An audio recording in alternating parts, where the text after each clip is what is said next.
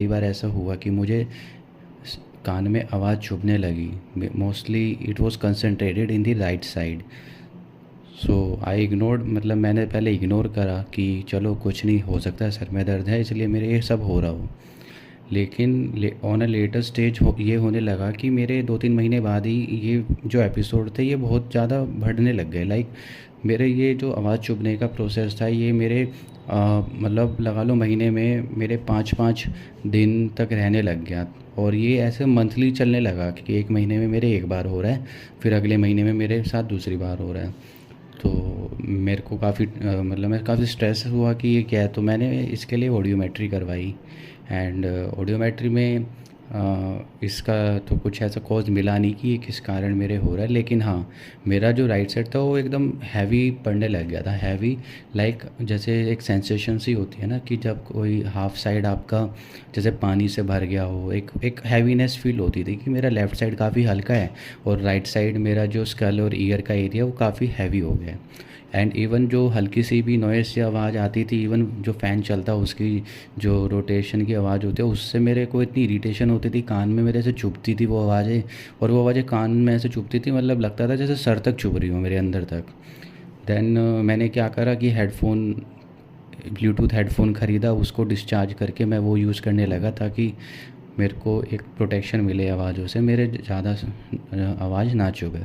फिर मैंने मतलब पता करा तो मेरा एलोपैथी से तो अब कोई मतलब था नहीं कि कुछ होगा। हाँ, लेकिन मेरी बॉडी पे होम्योपैथी सूट करती थी, ये बात मुझे पता था पहले से, क्योंकि मैं पहले भी कई बार ले चुका हूँ होम्योपैथी। तो मैंने सोचा कि चलो होम्योपैथी के अंदर एक बार देखते हैं कि क्या पता कुछ हो, क्योंकि और तो कोई मेरे पे सॉल्यूशन था नहीं।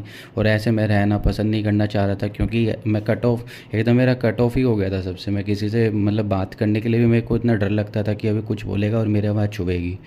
एंड मैं पढ़ाई करता था, मैं लैपटॉप से मैं पढ़ता था। इवन अपना थोड़ा एक्स्ट्रा पढ़ता था, तो यूट्यूब वगैरह भी नहीं मैं देख पा रहा था। तो क्योंकि मेरे आवाज़ चुभती थी बहुत ज़्यादा। फिर मैंने डॉक्टर रितिका मेरे को मिली। एंड मतलब मैंने काफ़ी पता करा तब जाके मेरे को इनका मिला। देन इनका मेरे को कांटेक्ट मिला। देन आई कांटेक्टेड हर। तो इन्होंने समझा मेरी दिक्कत को, और इन्होंने मतलब एक होता है ना कि आप जब ऐसे परेशान हो रहे होते हो और आपको लगता है कि हाँ अब शायद कुछ होगा, अब हम सही हो सकते हैं। तो इन्होंने मेरे, मैं तो बहुत थैंकफुल हूँ डॉक्टर रितिका का और होम्योपैथी का कि इन्होंने मेरे ऊपर इतना टाइम इन्वेस्ट करा। एंड इन्होंने मेरे लिए दवाई ढूंढ के निकाली। एंड मैं ये मानता हूँ कि होम्योपैथी में इलाज है, पॉसिबल है, थोड़ा टाइम ज़रूर लेता है। एंड अगर अच्छे से डायग्नोस किया जाए, मतलब थोड़ा आपके सिम्टम्स देख के, तो एक अच्छी दवाई जब निकलती है तो वो डेफ़िनेटली आराम करती है। तो इन्होंने निकाला। तो इनिशियली क्या था कि मतलब मैं जो दवाइयाँ लेता था तो मैं अपना पूरा टाइम टेबल फॉलो कर रहा था। और इनिशियली क्या था मेरे कि ये पीरियोडिकली हो रहा था, मतलब महीने में एक बार हो रहा था। ठीक है। और मैं हाँ एक और चीज़ बताना चाहूँगा। बिफ़ोर टेकिंग होम्योपैथी मेडिसिन, ये होम्योपैथी मेडिसिन लेने से पहले मेरे क्या हुआ था कि मेरे ये बीच में फ्रीक्वेंसी बढ़ने लग गई थी काफ़ी ज़्यादा। और मेरे लगा लो एक महीना में 2-3 बार होने लग गया था, और वो भी 5-5 दिन। अभी मान लो 5 दिन में सही हुआ है, देन अगले ही दिन फिर दोबारा शुरू हो गया। And again it lasting for 3 to 4 days। उसके बाद ऐसे चल रहा था। तो मतलब बिल्कुल ही एक होता है कि डिस्टॉर्ट हो जाना, मतलब चीज़ों में इंडल्ज ना हो पाना, वो वैसा सिनेरियो आ गया था। फिर मैंने होम्योपैथी, मतलब तब मैंने इनका ढूंढा था कि कोई ऐसा अगर यूट्यूब पे है या, तो इवन मेरे को तो ये नहीं पता था मेरे ये सिनेरियो क्या है। तो मैं पहले यूट्यूब पे देखा और गूगल पे सर्च करा कि ये है क्या, क्योंकि ऑडियोमेट्री में तो कुछ आया नहीं। तो वहाँ से पता चला कि कुछ हाइपर सेंसिटिविटी करके और हाइपर एक्यूसिस करके कुछ टर्म्स होती हैं। तो फिर जब मैंने बाद में डॉक्टर रितिका से करा तो इनको थोड़ा इसके बारे में नॉलेज था। और इन्होंने मतलब काफ़ी मेरे ऊपर स्टडी करा। और इन्होंने अपना, इनको था नॉलेज, मतलब क्योंकि मेरे अब आज 2023 है और मैं बिल्कुल सही हूँ। तो मैं डेफ़िनेटली 100% कह सकता हूँ कि हाँ, डेफ़िनेटली टाइम लगा, साल का, मतलब 2021 में मैंने शुरू करा। और पूरा आप देख लीजिए मेरा मेडिकेशन चला।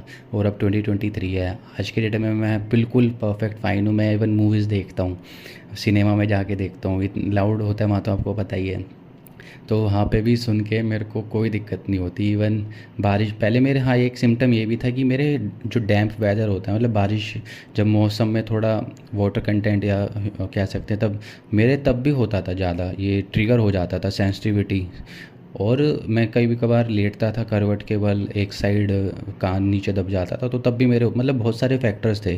तो मैंने डॉक्टर रितिका को सारे बताए जो जो मेरे मतलब जो जो मुझे लगा। तो उन्होंने मेरी मेडिसिन निकाली, मेडिसिन, और वो एक ग्राफ मेंटेन रख रही थी कि इस महीने में कितनी बार और कितने दिन तक लास्ट करा। सो उन्होंने करा मेरा मेडिकेशन एंड हाँ, टाइम लगा, लेकिन ये उन्होंने करा, धीरे धीरे मुझे खुद फ़र्क ऑब्ज़र्व होने लगा। और जो मेरा फ्रीक्वेंसी था होने का वो थोड़ा लो आने लगा। और अब मैं 2023, अब मुझे लगभग एक साल होने वाला है ऑलमोस्ट, हाँ पूरा। ठीक है, मैं बिल्कुल सही हो चुका हूँ। मेरे 2021 में मेडिकेशन शुरू हुआ था, और एक साल के अंदर 2022 में मेरा बिल्कुल लगा लो 2022 की स्टार्टिंग में मतलब ऑलमोस्ट मेरा सही हो गया था, मतलब ऑलमोस्ट एक साल लगा।